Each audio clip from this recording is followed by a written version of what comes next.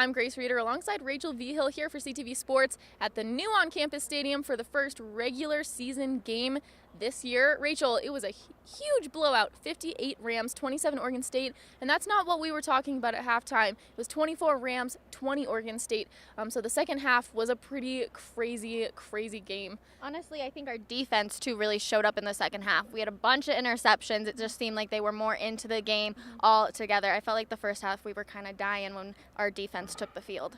I think actually also the offense started to take off in that second half too. I think Nick Stevens is largely to credit for that. At the beginning, he got hit pretty hard and his line kept letting guys come back at him. He threw an interception and got hit pretty hard. I didn't think he was going to be able to come back on. I was waiting for Colin Hill to start throwing some balls. I thought Colin Hill was going to be making it into the game. After all the controversy with the quarterbacks, I definitely thought it was like Colin Hill's coming in because Nick looked like he was in a lot of pain. Yeah, well, he did great. He had 34 total yards, and he had 3 touchdowns. So he really showed up today. I think his leadership shined through. And like Mike Bobo said in the press conference, Nick Stevens has had really good days and really bad days. And so even under pressure, like throwing an interception, Nick Stevens can make bad days become good days, which I think really showed not only in his performance, but the team's performance as well. I think it was also surprising that Michael Gallup, he and Nick Stevens seemed to connect really well, but he didn't have a touchdown at all today, which is super duper surprising. Yep. But I'm expecting to see big things from him next week against CU. Yeah, and it's not that he didn't play well. He really brought the ball down the field quite frequently for the Rams.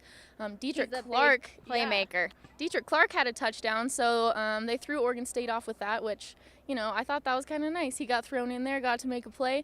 But also, I think another big story is the number of Rams who are true freshmen who got to play today. 6 true freshmen got to play in the game today, which is incredible. And all of them did well. And Mike Bobo said, we believe in you. That's why we're sending you into the game. And I think that's so important for true freshmen to hear because you are going in with guys that are bigger who have been around this a lot longer. And it's so important for them to hear. And to be honest, they played well.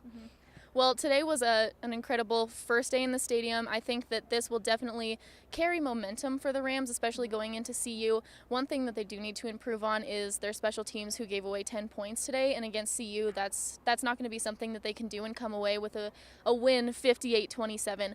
So I definitely think that the Rams are going to have to work on special teams and little mistakes, because the difference today between Oregon State and Colorado State was that the Rams were taking advantage of mistakes Oregon State made, and Oregon State didn't take advantage in general of the mistakes that CSU was making. And CSU just has to worry about their penalties too. There was a lot of penalties called on them, and that can't happen against CU. Nope.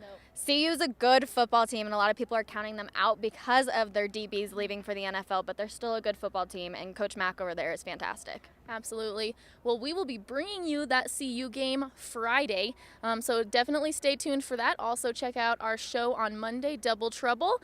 And if you are looking for more sports, check out our YouTube page or thecollegian.com.